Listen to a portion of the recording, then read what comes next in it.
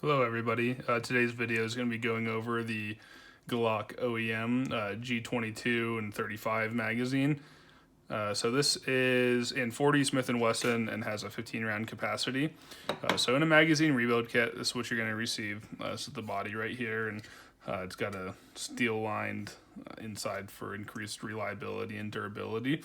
And then you've got the spring with the follower attached, and then you have the base plate, and then this little locking floor plate right here. So to reassemble these when legally able to do so, or after you finish making the repairs to your old grandfathered in magazines with rebuild kits, you're going to go ahead and slide this follower and spring in. It can really only be inserted in one way to be flush with the top of the magazine body. So go ahead and slide that in from the bottom, and you'll see the top of the front of the follower is going to stick out just a little bit here. And then take this locking floor plate, and you'll see there's two notches on here. That's going to correspond with the front of the magazine where those little cutouts also are. So go ahead and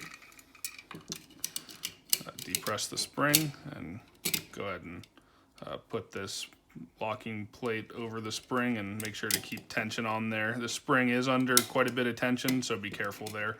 And then with the base plate, there's an open end and then a closed end with the circular cutout. So this is going to slide on from the open end from the front of the magazine. So the way that these OEM Glock magazines are held together are these two locking tabs on the side, and there's cutouts in the base plate that those fall into. So you have to get the base plate over those. So it takes a little bit of force, but you're not going to hurt anything. So just go ahead and slide it over, and then you'll feel it click into place.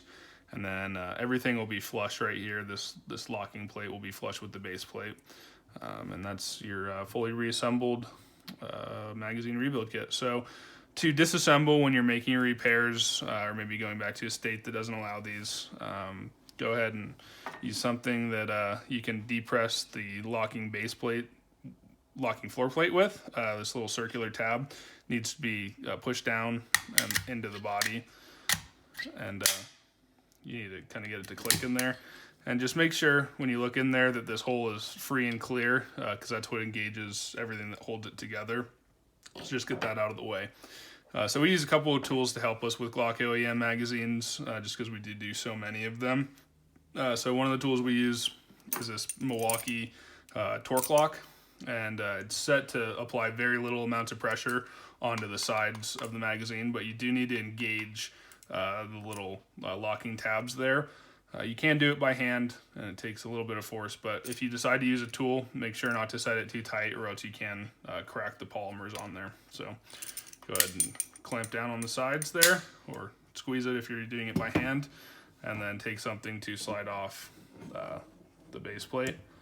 And then once you get it started and over the little side tabs right here, it's very easy to slide off by hand, so you can take off your clamp if you're using that.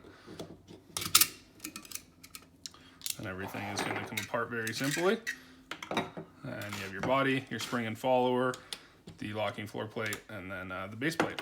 So thank you very much for watching this video on the Glock OEM G22 and 35 magazine rebuild kit.